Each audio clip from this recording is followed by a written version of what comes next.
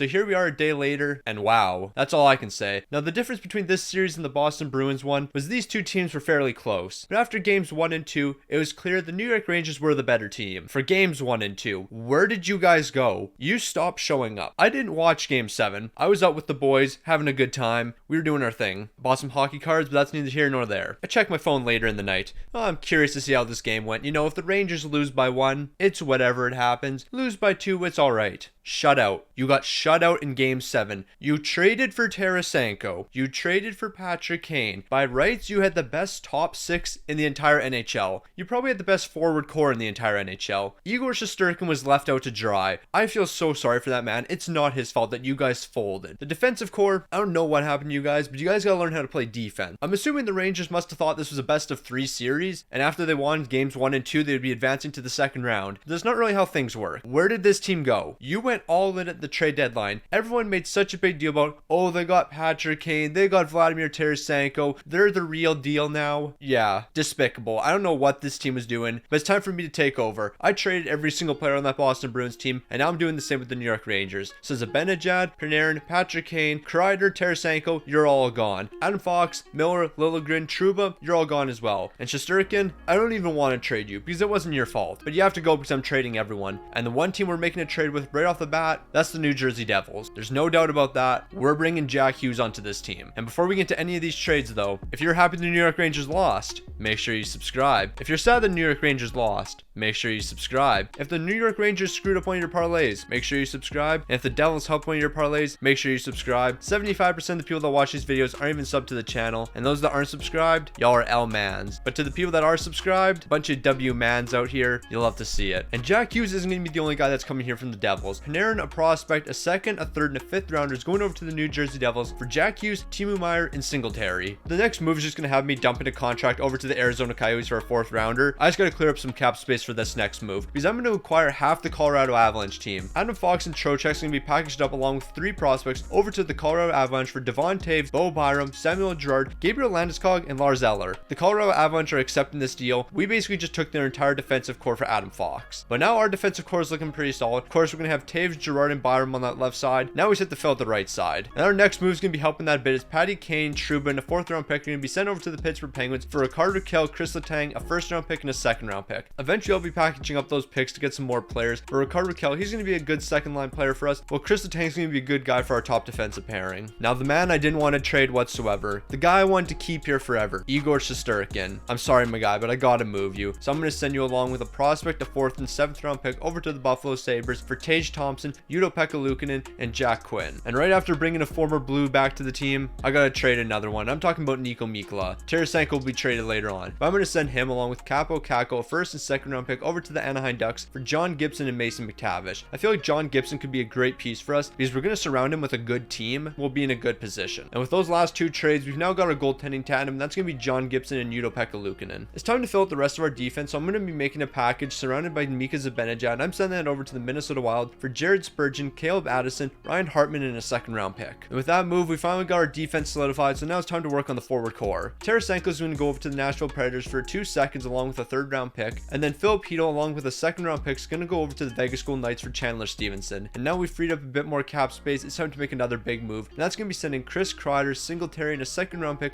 over to the Vancouver Canucks for JT Miller and Kuzmenko. So here's what the forward core is looking like. We got a bunch of great depth here, but we still have a few more guys to get rid of, and I'm talking about Lindgren, Miller, and Lafreniere. So I'm making a trade with the Tampa Bay Lightning involving all 3 of those guys, and I'm going to pick up Killorn, Hagel, a 3rd and a 4th round pick. And then after looking at the team, Hagel and Quinn weren't really fitting here, so I'm going to send both of them over to the Minnesota Wild once again for Nyquist and 2 2nd round picks. So here's what the new Rangers team is looking like. We got Timo Meier, Jack Hughes, and Tage Thompson on the first line, followed by Kuzmenko, JT Miller, and Ricardo Kell on the second line. On the third line, we have some fantastic pieces: Gabriel Landeskog, Chandler Stevenson, and Ryan Hartman. And the fourth line's looking pretty solid with Mason McTavish in the middle, and with 2 wingers being Alex Killorn and Gustav Nyquist. I would say the defense is probably one of the best in the entire league. Devon Toews is going to be leading the way with Chris Letang on that first pairing, and then Samuel Girard and Jared Spurgeon are going to be holding it down as the second pairing. And with Bo Byram and Caleb Addison as that third pairing with that +2 overall boost, I think we're in a pretty good spot. The only question I have about this team is John Gibson. Now, John Gibson with a good team around him would be a fantastic goalie, but I just don't know how that's going to play out in NHL 23. So I might try to make a move here. So I'm packaging up 2 first round picks, 2 second round picks, and John Gibson, and I'm going to send that over to the New York Islanders for Sorokin. The Islanders Blues aren't going to really be feeling that deal, so I'll try to make another one, and that's going to be the exact same package over to the Winnipeg Jets for Connor Hellebuyck. The Winnipeg Jets are also not really going to be feeling that deal, so we're just going to run with the team we have, and let's see how this team's looking. When the season came to an end, the New York Rangers team I built is incredible. 51, 29, and 2 when we're third in the entire league. But the two teams ahead of us, the Colorado Avalanche, the team who we just took their entire defensive core from, and the Boston Bruins. But we know the Boston Bruins are a bunch of frauds, so I'm not really too worried about them. But how did the Philadelphia Flyers just finish 7th in the entire league? This is the current season roster. Like, this is the rosters right now. Not 1 year in the future, right now. 7th in the entire league, the Philadelphia Flyers. How?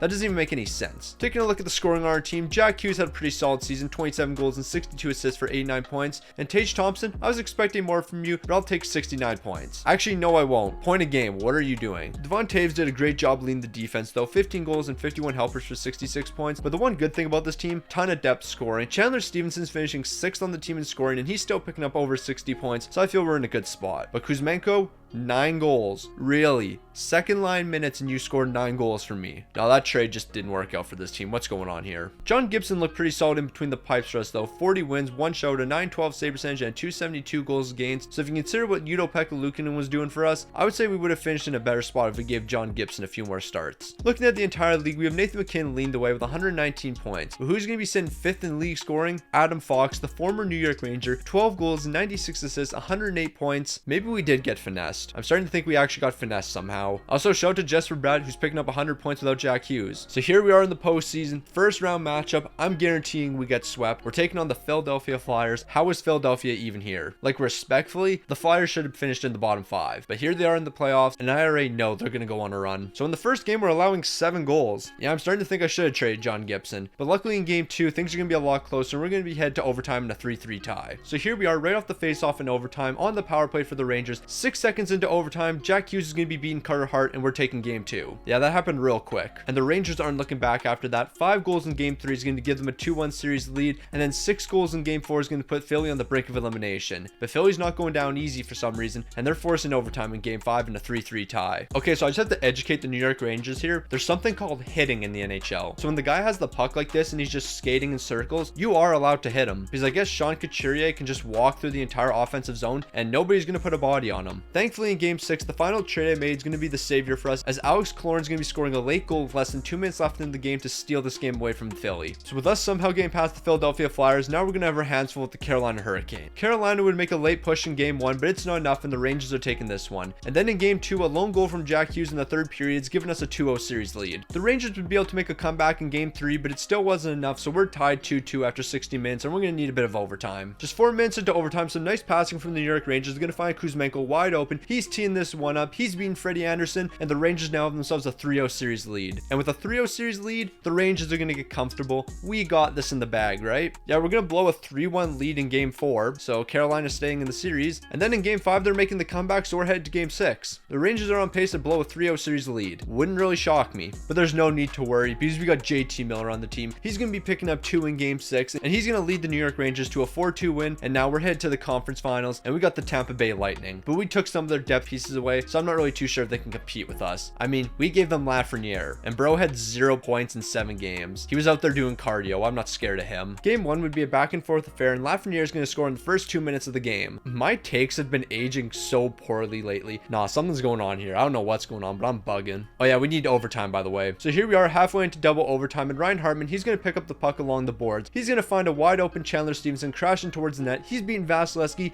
and the Rangers are going to be taking game 1. But one overtime game is not going to be enough, and we're headed back to OT after 60 minutes in a 2-2 tie in game 2. A little over 6 minutes into overtime, I thought Mason McTavish screwed us here. I thought bro somehow hit both posts and then somehow didn't get this in the back of the net. Luckily he's scoring here, but that was a close one. Obviously Tampa's not going to get knocked down in a sweep here, so they're going to be taking game 3 in a 5-3 win, but the Rangers just keep on rolling. Gibson's picking up the 34 save shutout in game 4, and now we're 1 game away from the Stanley Cup final. But now it's time for Tampa to take over. 7 goals in game 5 is going to allow them to win this this one. That shouldn't be a shocker. And then in game 6, Kucherov continues to be the hero, and we're going to need game 7. And game 7's a close one because we're going to be needing a bit of overtime. Halfway into double overtime, what's the defenseman doing here? Bro went for a change with Ryan Hartman wide open. Hartman's going to make him pay for that. But what a stupid change. But who cares? We're in the Stanley Cup final. We got the Colorado Avalanche out of all teams. We have to take down Adam Fox. We have their entire defensive core. All that's left is Cale Makar and Adam Fox. No one else is on that team. It's time to lock in. A scoreless third period is going to be sending us to overtime in game 1 in a 2-2 tie. And it wouldn't take long for Colorado to get on the board in overtime. With them on the power play, Mikko Rantanen's going to be securing the loose puck in front of the net. He's beating John Gibson, and Colorado is taking game 1. Colorado would start game 2 with a 2-0 lead, but the Rangers are fighting back. They're tying this one up, and now we're needing a bit more overtime. But once again, early into overtime, Colorado's going to be coming out on top. Nathan McKinnon's going to be finding the loose puck in front of the net. He's going to bury this one, and Colorado's taking a commanding 2-0 series lead. But it's time for the Rangers to lock in. John Gibson, a 31 save shutout in game 3, and then in game 4, we're going to need some overtime in a 4-4 tie after coming back from a 3-1 deficit in this game. With 8 minutes left in overtime, Timo Meier's bringing the puck into the offensive zone. He's dishing that over to Miller. Miller's giving it right back to him, and Meier's somehow going to get this between the legs of Georgiev, and we're evening this series up at 2 games apiece. And the Rangers just keep on pushing because they're going to be winning a tight game 5, 5-4, and we're 1 game away from hoisting the Stanley Cup. But it's no surprise, the Colorado Avalanche aren't going to fold. 4 goals in the first period is going to lead to a 5-3 win in game 6, and we need a game 7. And here we are in game 7 in the final seconds of the game, and the Rangers are coming out on top in a 1-0 victory. John Gibson's picking up another shutout. This dude stood on his head. I had my doubts about John Gibson coming into this video, but he was looking elite the entire way, and he saved the day. So if any NHL teams are needing a new GM, hit my line. I'm ready to work whenever.